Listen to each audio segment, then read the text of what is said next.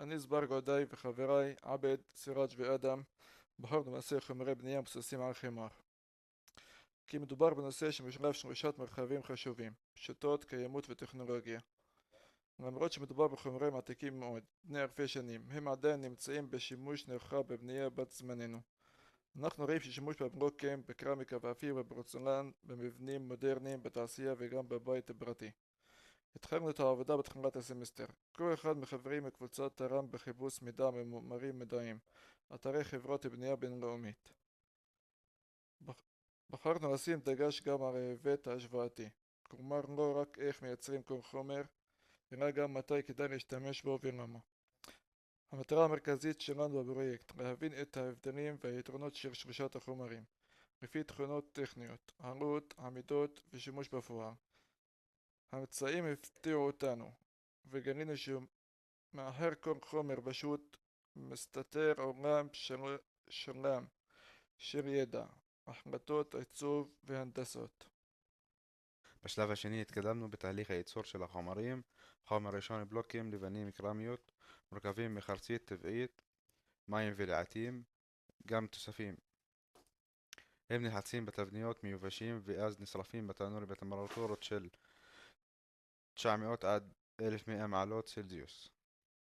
הם זולים יחסית וניתן לייצר אותם גם בטכנולוגיות פשוטות. החומר השני קרמיקה, מיוצרת מתערובת של חרסית, בלטוספר וגוורץ, גם היא נלחצת ונשרפת בטמפרטורה של 1150 מעלות. היא נחשבת לחומר עמיד יותר, נפוץ מאוד בריצוף פנימי ובביקורת. פורצלן נחשב לחומר היוקרתי והעמיד ביותר. הוא מבוסס על חרצית לבנה טהורה ודחוסה מאוד, שנשרפת בטמפרטורות גבוהות, במיוחד עד 1300 מעלות. זה מה שנותן לה את הצפיפות, הקשיחות והעמידות המדהימה למים ולשחיקה. את המידע הזה לקחנו ממקורות מגוונים, כולל מאמרים מדעיים במדריכים טכניים של חברות מובילות, כמו ורנברג, בורסלינוסה. סראג'. לאחר שהבנו את שלבי הייצור עברנו להשוואה מעשית בין שלושת החומרים, מבחינת חוזק, עמידות, עלות ושימושים שונים. בלוקים. היתרון העיקרי הוא המחיר הזול והבידוד הטרמי הטוב, מה שהופך אותם למתאימים לבנייה באזורים חמים. מצד שני הם סופגים מים